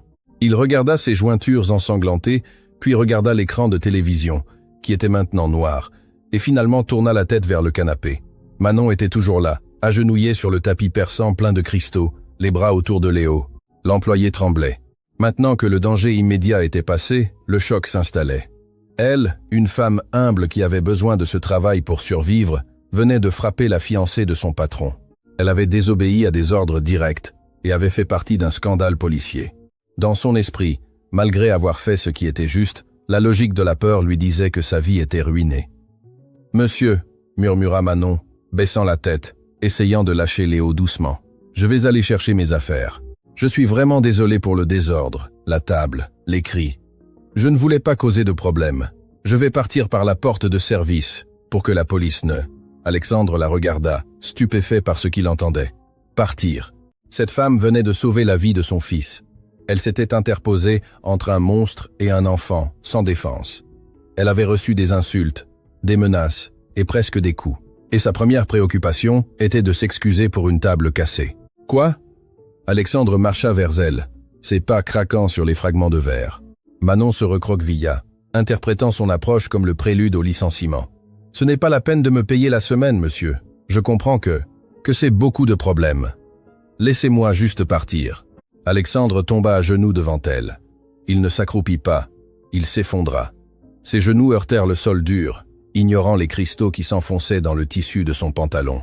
Il se retrouva à la hauteur de Manon et de Léo.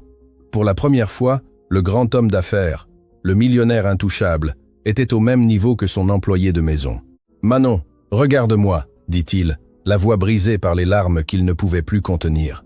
Elle leva les yeux, effrayée, et rencontra les yeux d'Alexandre, plein d'une gratitude si profonde qu'elle faisait mal à voir. « Tu ne vas nulle part », dit Alexandre en prenant ses mains rugueuses de travail, toujours avec les gants de ménage jaunes, ridicules et héroïques à la fois. « Tu as sauvé mon fils. Tu as vu ce que je n'ai pas voulu voir. Tu l'as défendu quand j'étais aveugle. Si quelqu'un doit demander pardon ici, c'est moi. » Alexandre lâcha ses mains et regarda Léo. Son fils l'observait avec une intensité nouvelle. Il n'y avait plus cette brume de drogue dans ses yeux. Il y avait de la reconnaissance. Il y avait un jugement silencieux. « Léo. » Alexandre tendit la main, craignant d'être rejeté. Il avait le droit d'être rejeté. Il avait laissé cette femme entrer dans leur vie. « Pardonne-moi, champion.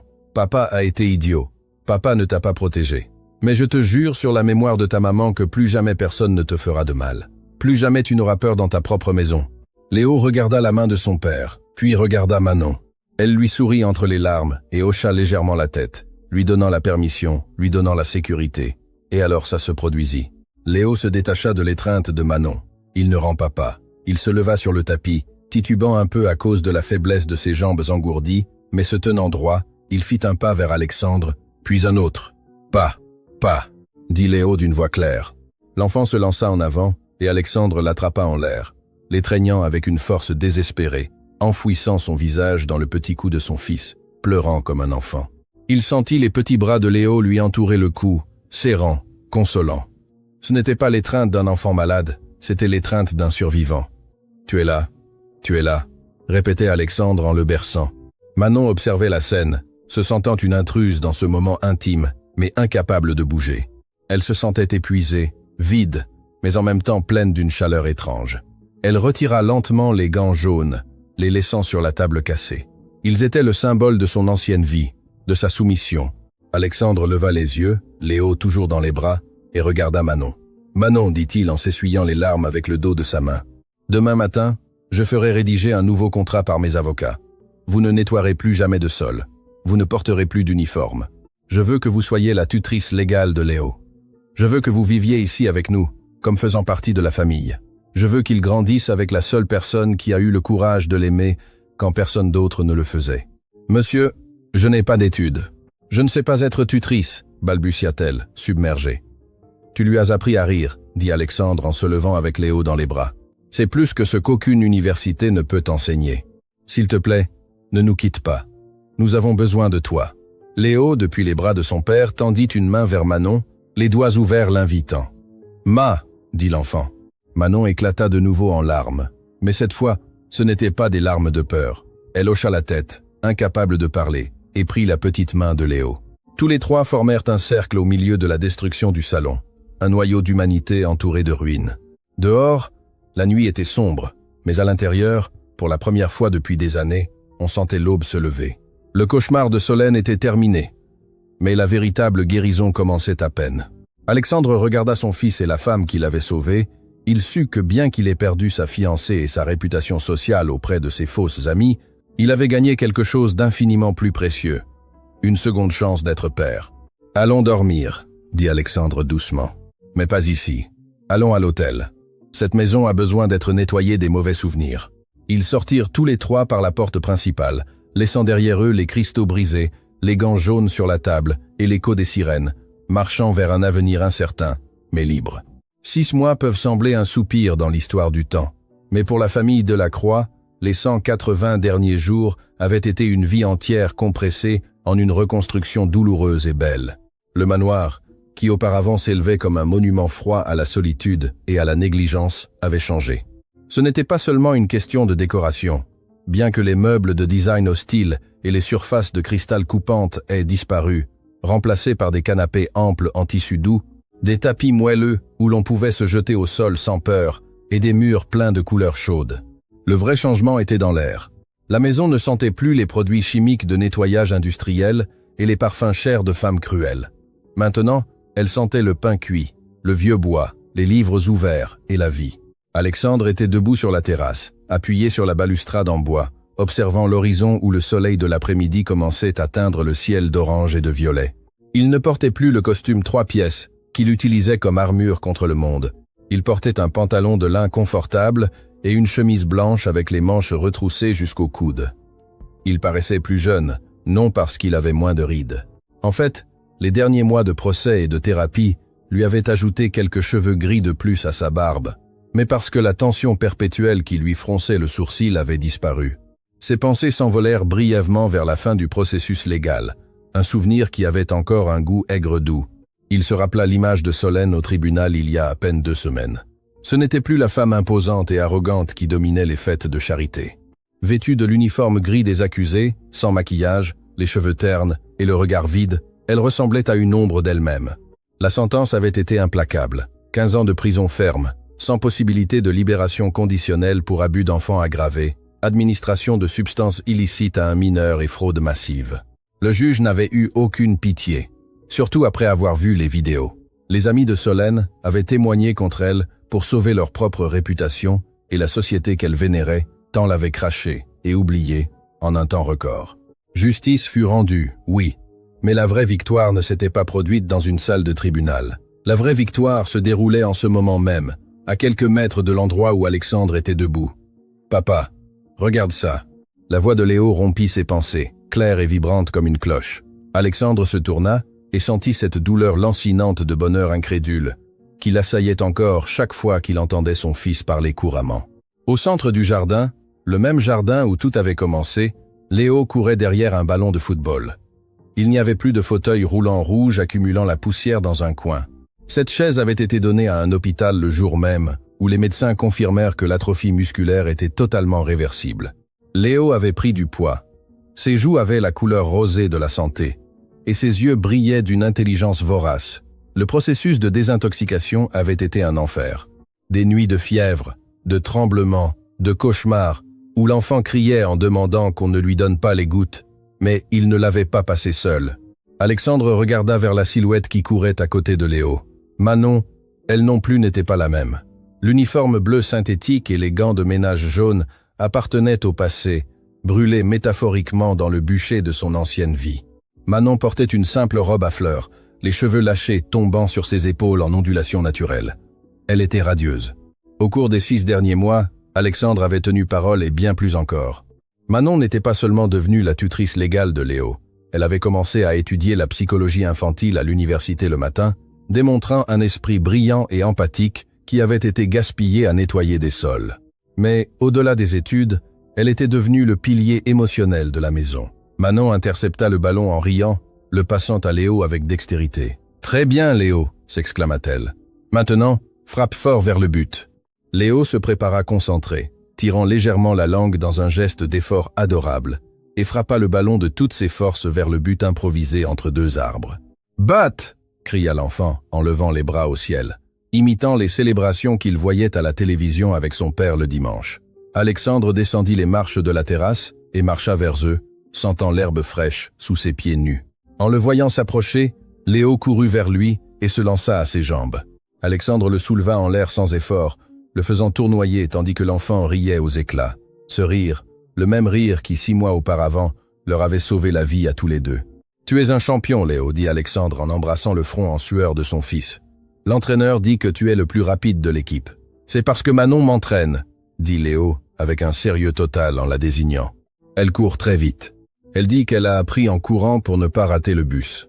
Alexandre regarda Manon, et tous deux partagèrent un sourire complice, un regard chargé d'une intimité qui avait grandi lentement jour après jour, entre cafés matinaux, devoirs scolaires et longues conversations nocturnes après que Léo se soit endormi. Ce n'avait pas été une romance de film instantanée, cela avait été quelque chose de plus profond, une construction basée sur le respect mutuel et la gratitude partagée. Alexandre avait dû apprendre à se pardonner son aveuglement antérieur, et Manon avait dû apprendre à faire confiance au fait que tous les hommes avec du pouvoir n'étaient pas comme ceux qui l'avaient humilié dans le passé. « Je crois que Manon a beaucoup de talent caché », dit Alexandre en posant Léo au sol. « Pourquoi n'irais-tu pas chercher de l'eau à la cuisine, champion? Manon et moi avons besoin de parler 1 minute. » Léo les regarda tous les deux avec cette intuition aiguisée qu'ont les enfants qui ont souffert. Il sourit malicieusement, comme s'il savait exactement ce qui se passait, et s'enfuit vers la maison en criant « Je vais apporter de la limonade pour tout le monde ». Le silence qui resta dans le jardin ne fut pas inconfortable, mais électrique. Le soleil se couchait, baignant Manon dans une lumière dorée qui la faisait paraître un ange terrestre. Elle croisa les bras, un peu nerveuse, détournant le regard vers les fleurs qu'elle avait elle-même replantées. « L'avocat a appelé aujourd'hui, » dit Alexandre en rompant le silence, s'approchant d'un pas de plus d'elle. « Ah oui ?» Manon leva les yeux, inquiète. « Est-ce qu'il s'est passé quelque chose de mal avec la garde? Solène a fait appel? » « Non. » Alexandre secoua doucement la tête. « Tout le contraire. La garde complète est mienne, irrévocable, et l'ordonnance de non-communication est permanente. Mais il a appelé pour une autre affaire, les papiers de ton contrat de travail. » L'expression de Manon s'assombrit légèrement. Le sujet de son emploi avait toujours été une zone grise. Alexandre lui payait un salaire généreux comme tutrice, mais elle se sentait étrange de recevoir de l'argent pour aimer Léo. « Oh, je comprends. Si vous avez besoin d'ajuster quelque chose, monsieur. Je veux dire, Alexandre. »« J'ai besoin de tout ajuster, Manon, » dit-il en faisant un autre pas. Maintenant, il était assez proche pour sentir son parfum, un mélange de vanille et de fraîcheur qui était devenu son arôme préféré. « Je veux résilier le contrat. » Manon pâlit. La peur ancienne, la peur de l'instabilité brilla dans ses yeux pendant 1 seconde. « Le résilier? Mais j'ai fait quelque chose de mal? Je pensais que Léo progressait bien. Ses notes sont excellentes, et la thérapeute dit que... » « Manon, arrête. » Alexandre tendit les mains et prit les siennes. Elles étaient chaudes et douces. Il n'y avait plus de traces de l'âpreté des détergents. « Je ne te renvoie pas. Je te libère. Je ne veux pas que tu sois mon employé. Je ne veux pas que tu reçoives un salaire pour être ici. Cela crée une barrière, une hiérarchie qui n'existe plus, et que je ne veux pas qu'elle existe. »« Je ne comprends pas, » murmura-t-elle, le cœur battant à tout rompre dans sa poitrine. Alexandre soupira, cherchant les mots justes. Il avait conclu des marchés de millions de dollars sans sourciller, mais c'était la chose la plus importante qu'il ait négociée dans sa vie. Quand je suis arrivé ce jour-là et que je t'ai vu sur la pelouse avec Léo, je n'ai pas seulement vu une femme s'occupant d'un enfant. J'ai vu ce qui manquait dans cette maison. J'ai vu ce qui manquait dans mon âme. Pendant ces 6 mois, tu m'as appris à être père. Tu m'as appris que l'argent ne sert à rien si tu n'as personne avec qui partager le rire. Tu m'as sauvé, Manon. Nous deux. Manon sentit les larmes lui remplir les yeux. Vous m'avez sauvé, Alexandre. Je n'avais rien. J'étais seul au monde. Léo m'a donné un but. Alors, reste dit Alexandre, sa voix baissant à un ton rauque et vulnérable. « Mais pas comme tutrice, pas comme nounou, reste comme la maîtresse de cette maison, reste comme ma compagne. » Alexandre lâcha une de ses mains et mit la main dans sa poche. Il ne sortit pas une bague en diamant ostentatoire. Il savait que Manon n'aimait pas ces choses. Il sortit une petite boîte en velours et l'ouvrit. À l'intérieur, il y avait un simple pendentif en or blanc avec une petite figure, un avion en papier. Le symbole de ce premier jour, le symbole de avion, le premier mot de Léo, le début de leur liberté. « Je ne te demande pas encore en mariage parce que je sais que tu as besoin de terminer tes études et d'avoir ton propre chemin, dit Alexandre en lui plaçant le pendentif dans la main. Mais je te demande d'essayer d'être une famille, une vraie, sans contrat entre nous, juste nous trois. » Manon regarda le petit avion en or, puis regarda Alexandre. Tous les doutes, toutes les peurs sur son origine humble et la différence de classe se dissipèrent devant l'honnêteté brutale de cet homme qui avait appris à aimer de nouveau. « Un avion, sourit-elle, les larmes coulant sur ses joues. « Pour que nous volions ensemble, répondit-il. Manon ferma le poing autour du pendentif et hocha la tête, incapable de parler, et se lança dans ses bras. Alexandre la reçut avec la force de celui qui trouve de l'eau dans le désert. Le baiser fut lent, doux, chargé de promesses et d'un avenir brillant. Ce ne fut pas un baiser de film d'Hollywood, ce fut un baiser réel de deux adultes qui avaient survécu à leur propre naufrage et s'étaient retrouvés sur la rive. « Hé, vous vous embrassez! Quelle horreur !» La voix de Léo les interrompit et tous deux se séparèrent en riant. L'enfant était à la porte de la terrasse, tenant un plateau avec 3 verres de limonade qui vacillaient dangereusement. Il n'y avait pas de traumatisme dans sa voix, seulement la taquinerie saine d'un enfant de 6 ans voyant son père agir comme un adolescent amoureux. « Viens ici, petit critique », dit Alexandre en lui faisant signe. Léo courut vers eux, laissant le plateau sur une table de jardin, un miracle que rien ne tombe, et se mit au milieu de l'étreinte. Tous les 3 restèrent là, au centre du jardin, tandis que le soleil terminait de se coucher. Alexandre regarda son fils sain et heureux. Il regarda Manon, la femme qui avait apporté la lumière, et pensa à quel point le destin était ironique. Il avait passé sa vie à chercher le succès financier, à construire des empires, croyant que le bonheur s'achetait ou se construisait avec des briques chères. Et à la fin, le bonheur était entré dans sa vie par la porte de service, avec un uniforme bon marché et des gants jaunes, pour lui enseigner que la vraie richesse ne se garde pas à la banque, mais se trouve dans les moments simples. Une après-midi de soleil, un rire d'enfant, et la certitude absolue que, quoi qu'il arrive, il ne serait plus jamais seul. « Vous savez quoi ?» dit Léo en regardant le ciel qui commençait à montrer les premières étoiles. « Je crois que demain nous devrions aller à la plage. Manon n'a jamais vu la mer. » Alexandre regarda Manon avec surprise. « C'est vrai ?» Elle haussa les épaules, rougissante. « Je ne suis jamais beaucoup sorti de la ville. La mer a toujours été un rêve lointain. » Alexandre sourit, un sourire large et sincère. « Alors prépare les valises, futur psychologue. Demain, nous allons à la plage, et le jour d'après à la montagne. Nous avons toute une vie pour rattraper le temps perdu. » Et tandis qu'il marchait vers la maison, avec les lumières chaudes s'allumant à l'intérieur, les invitant à entrer dans un foyer qui était enfin un foyer, Alexandre sut que cette fois, la fin du conte n'était pas un ils vécurent heureux. Eurent beaucoup d'enfants. C'était quelque chose de mieux. C'était ils furent courageux et vécurent vraiment. La porte se ferma derrière eux, laissant dehors l'obscurité, et le jardin resta en silence, gardant le secret de comment une paire de gants jaunes changea le destin de 3 âmes pour toujours. Fin.